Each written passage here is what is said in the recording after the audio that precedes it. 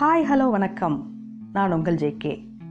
துயில் பாட்காஸ்டுக்கு உங்களை அன்புடன் வரவேற்கிறேன். அபைபங் அவர்களுடைய மாயாஜல பள்ளியில் விலங்குகளின் அறிமுகம், துறவிகளின் திருவிழா, தாவரவியல் கற்ற விதம், கணக்கு பாடம் கற்ற விதம், சமையலின் வழி பயின்ற விதம், விவசாயத்தில் அவங்க செஞ்ச பரிசோதனை, வாழ்க்கைக்கான கல்வி, புது வழிமுறைகள் அப்படின்னு தன்னுடைய நினைவுகள் பலவற்றை இந்த புத்தகத்தில் பகிர்ந்திருக்காரு இல்லையா? அதில் இன்னைக்கு என்னன்னு பார்க்கலாம்.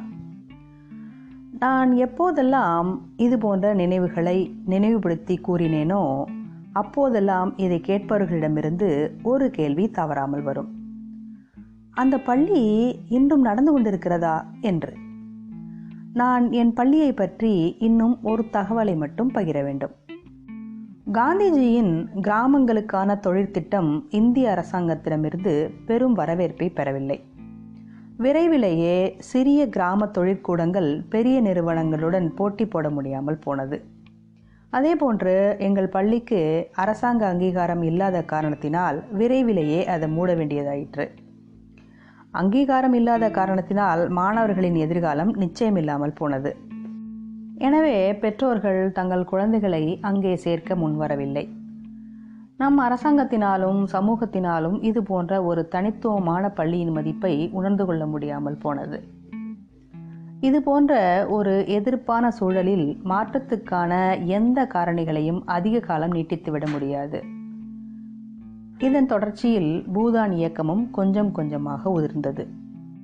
நான் என் குழந்தையை இது போன்ற ஒரு பள்ளிக்கு அனுப்பி நான் அனுபவித்த எல்லாவற்றையும் அவனுக்கும் தர வேண்டும் என ஆசைப்படுகிறேன். ஆனால் இது போன்ற ஒரு மாயாஜல பள்ளி எங்கே உள்ளது? ஆமாங்க, இந்த புத்தகம் ஒரு கேள்வியோடு தான் முடியுது. நமக்குமே அந்த கேள்வி மனசில் இருக்குதானே? அப்படின்னா இன்னொரு விஷயத்தையும் நாம் இப்போ தெரிஞ்சுக்க போகிறோம்.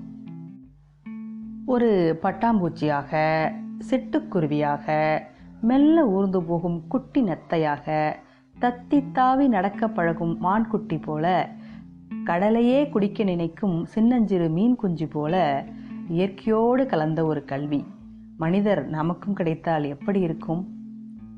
ஒருவேளை அப்படி ஒரு பள்ளிக்கூடம் எல்லா கிராமங்களிலும் இருந்தால் இயற்கை, கடவுள், மனம், கனவு, விளையாட்டு, நிம்மதி, புரட்சி, மகிழ்ச்சி, அன்பு என எல்லாமும் அதில் அமைந்துவிடும்.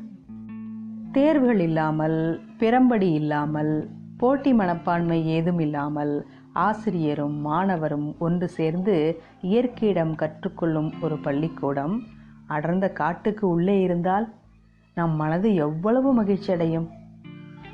அந்த கனவை நினைவாக்கும் முயற்சியில் ஜவ்வாது மலை அடிவாரம் புளியனூர் கிராமத்தில் கட்டப்படுகிற ஒரு தர்ம பள்ளிக்கூடம்தான் குக்கு காட்டுப்பள்ளி. காளான் பூப்பது மாதிரி பூக்கும் குழந்தைகள் வெளி.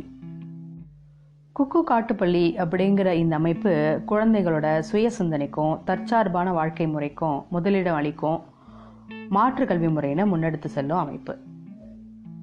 குறிப்பாக அப்பகுதியில் இருக்கிற மலைவாழ் குழந்தைகள் முதற்கொண்டு பல்வகைப்பட்ட குழந்தைகளுக்கும் சுதந்திரமான மகிழ்ச்சிகரமான வகுப்பறை இல்லா கல்வியை வழங்கி வருது. இந்த அமைப்போட செயல்பாடுன்னு பார்த்தீங்கன்னா, பள்ளி குழந்தைகளுக்கு பெரிய ஆளுமைகளை அறிமுகம் செய்கிறது, தற்சார்பு வாழ்வியல் சார்ந்த பயிற்சி பட்டறைகளை நடத்துறது, மாற்றுக்கல்வி குறித்த பயிற்சி பட்டறைகளை நடத்துறது, குழந்தைகளின் திறன் வளர்க்கும் நிகழ்வுகளை ஒருங்கிணைக்கிறது, இயற்கையோடு இணைந்த வாழ்வினை முன்னெடுக்கிறது. இதுதாங்க. அப்புறம் இந்த அமைப்போட கட்டுமானங்கள் தனிச்சிறப்பு வாய்ந்தவையாக இருக்குங்க. குறிப்பாக இவங்களோட கட்டிடங்கள் எல்லாமே சுற்றுச்சூழலை பாதிக்காத வகையில் அமைக்கப்பட்டிருக்கு. தன் இருப்பிடத்தை சுற்றி இருக்கிற பொருட்களை வச்சே இவங்களோட கட்டிடங்களுக்கான தேவையை நிறைவேற்றிக்கிறாங்க. அப்புறம் இந்த அமைப்போட நிர்வாகிகள் எல்லாமே இளைஞர்களாக இருக்காங்க. உயர்கல்வி நிறுவனங்களில் பயின்று பன்னாட்டு நிறுவனங்களில் பணியாற்றிய பலர் தன் வருமானத்தை கூட பெருசாக நினைக்காம தன்னார்வலர்களாக பணியாற்றிட்டு வராங்க. அப்புறம் இந்த அமைப்பினருடைய பிற பணிகள்னு பார்த்தீங்கன்னா, கல்வி மற்றும் இயற்கை விவசாயம் சார்ந்த புத்தகங்களை பதிப்பிடுறது, தமிழர்களின் மரபு மற்றும் விவசாய உத்திகளை புதுப்பிக்கிறது, விதை சேகரிப்பும் கூட. அப்புறம் மாடித்தோட்டம் பற்றி பயிற்சி அளிக்கிறது, சிறார்களுக்கான மாத இதழ் நடத்துறது. இந்த விஷயங்களெல்லாம் கேள்விப்படும்போது ரொம்ப ஆச்சரியமாக இருக்குல்ல? எனக்கும் அப்படி தாங்க இருந்தது. துயில் பாட்காஸ்டோடைய சீசன் 2 எபிசோட்ஸு என்னையோட நிறைவடையுது. மற்றும் ஒரு புதிய விஷயத்தோட உங்களை மீண்டும் சந்திக்கிறேன். நன்றி, வணக்கம்.